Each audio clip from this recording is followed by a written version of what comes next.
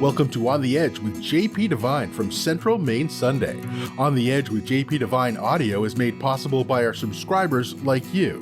Thank you for listening and supporting local journalism in Central Maine. Now here's JP Devine. Cold enough for you? I'm sorry, Sergeant, but you can't take that home. In these past few days of startling cold, I remember his face, his eyes, those words, and the ones to follow. The Korean War had begun in 1950, was now fading. And the tents around Fuchu Air Base in Japan were full of airmen on their first step to home. I was there to greet them. At Fuchu Base, we only handled returning Air Force personnel from the deep, cold bases in Korea who had completed their 9-month tours. Among them was a young and handsome Tony Joseph of Waterville, Maine, but that's another story. There we were, youthful-eyed, clean-shaven, and wearing freshly laundered fatigues, blowing on our hands, standing behind long rows of tables in an unheated warehouse to check luggage for contraband before shipping the owners to Yokohama to board ships for home. They all had stories, and this one is mine. The words aren't exactly verbatim, only loosely drawn mumblings from an old mind. Why not? The sergeant asked between deep coughs. On the table between us was the problem. Is that a human ear? I whispered. His eyes were almost dead. He'd been out on the base in Tent City for 2 days, and now his name had been called. And here he was with dead eyes, a 3-day beard, and a human ear. It's a trophy.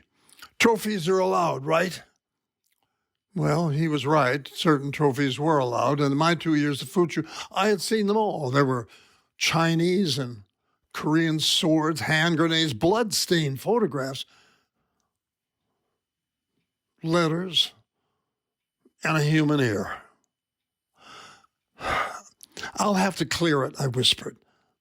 Almost all the conversations with these guys were whispered.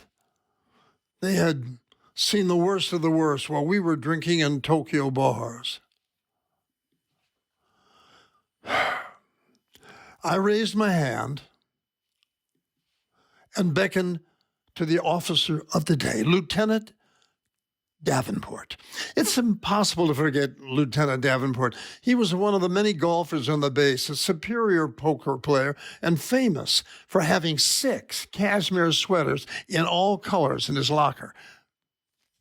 Davenport was easygoing. Everybody liked him. I showed him the ear without touching it. I never touched it. Lieutenant Davenport didn't touch it. That's an ear. Yes, sir, and I answered. It's a trophy, the sergeant added. Lieutenant Davenport drew a long, slow breath. Y'all can't take a human ear home to your mama, Sergeant, Davenport answered, his soft Georgian accent.